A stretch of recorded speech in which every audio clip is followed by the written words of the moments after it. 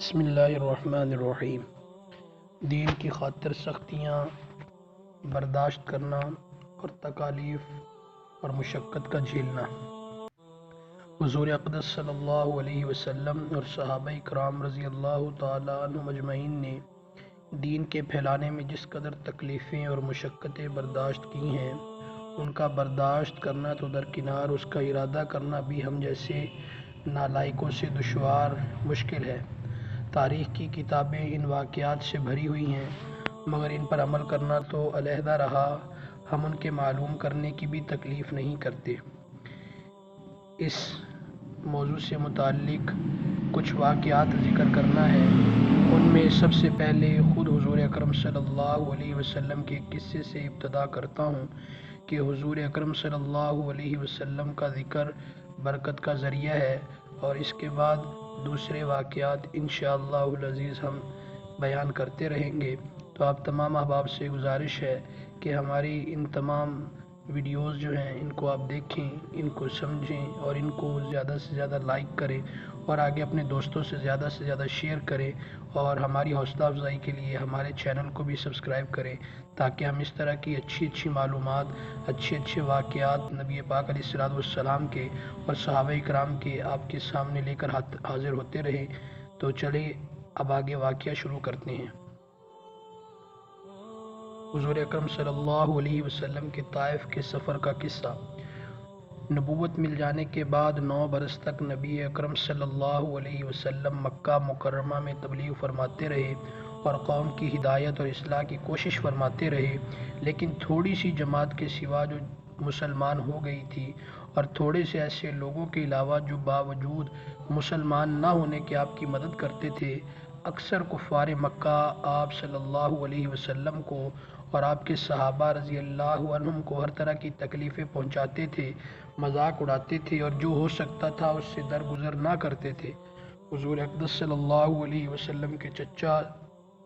سیدنا ابو طالب بھی انہی نیک دل لوگوں میں تھے جو باوجود مسلمان نہ ہونے کے حضور اقدس صلی اللہ علیہ وسلم کی ہر قسم کی مدد فرماتے تھے۔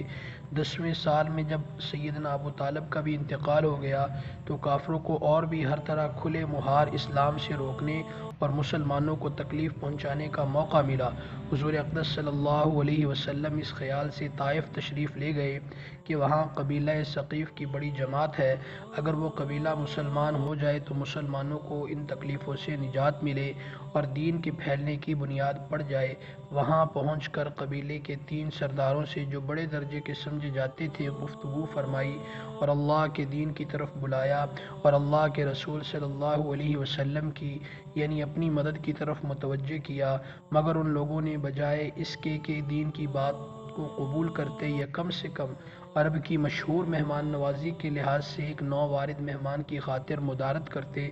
صاف جواب دے دیا اور نہایت بے رخی اور بد اخلاقی سے پیش آئے۔ ان لوگوں نے یہ بھی گوارا نہ کیا کہ آپ صلی اللہ علیہ وسلم یہاں قیام فرما لیں۔ جن لوگوں کو سردار سمجھ کر بات کی تھی وہ شریف ہوں گے اور مہذب گفتگو کریں گے۔ ان میں سے ایک شخص بولا کہ او ہو،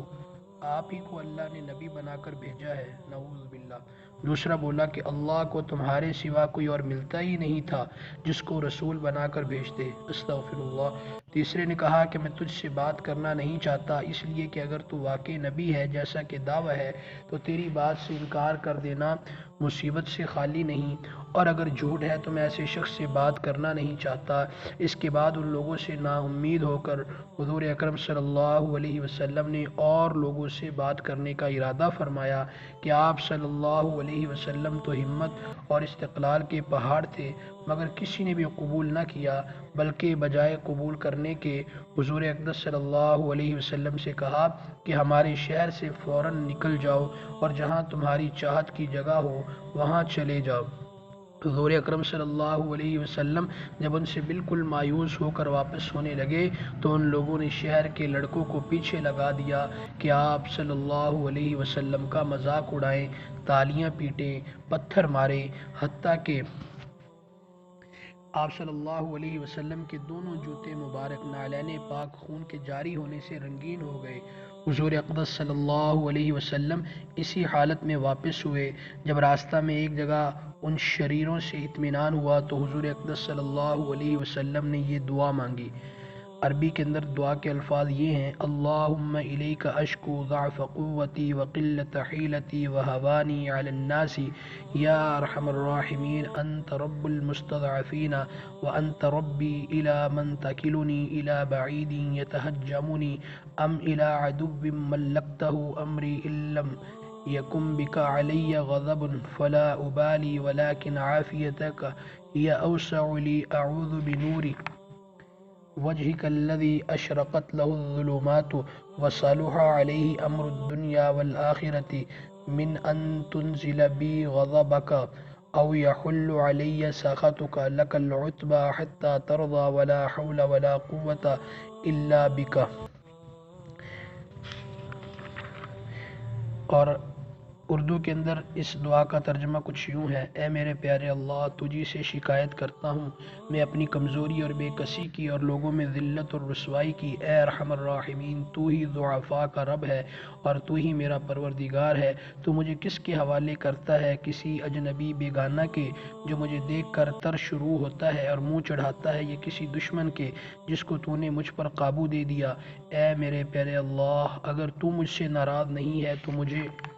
کسی کی بھی پرواہ نہیں ہے۔ تیری حفاظت مجھے کافی ہے۔ میں تیرے چہرے کے اس نور کے طفیل جس سے تمام اندھیریاں روشن ہو گئیں اور جس سے دنیا اور آخرت کے سارے کام درست ہو جاتے ہیں، اس بات سے پناہ مانگتا ہوں کہ مجھ پر تیرا غصہ ہو یا تو مجھ سے ناراض ہو۔ تیری ناراضگی کا اس وقت تک دور کرنا ضروری ہے جب تک تو راضی نہ ہو۔ نہ تیرے سوا کوئی طاقت ہے نہ قوت۔ مالک الملک کی شان قہاری کو اس پر جوش آنا ہی تھا کہ حضرت سیدنا جبرائیل امین علیہ السلام نے آ کر سلام کیا اور عرض کیا کہ اللہ تعالیٰ نے آپ کی قوم کی وہ گفتگو جو آپ سے ہوئی سنی اور ان کے جوابات سنے، اور ایک فرشتہ کو جس کے متعلق پہاڑوں کی خدمت ہے آپ کے پاس بھیجا ہے کہ آپ جو چاہیں اس کو حکم دیں۔ اس کے بعد اس فرشتے نے سلام کیا اور عرض کیا کہ جو ارشاد ہو میں اس کی تعمیل کروں گا۔ اگر ارشاد ہو تو دونوں جانب کے پہاڑوں کو ملا دوں جس سے یہ سب درمیان میں کچل جائیں، یا اور جو سزا آپ تجویز فرمائیں۔ حضور اقدس صلی اللہ علیہ وسلم کی رحیم و کریم ذات نے جواب دیا کہ میں اللہ سے اس کی امید رکھتا ہوں کہ اگر یہ مسلمان نہیں ہوئے تو ان کی اولاد میں سے ایسے لوگ پیدا ہوں جو اللہ کی پرستش یعنی عبادت کریں اور اس کے ہی سامنے اپنے سر کو جھکائیں، یعنی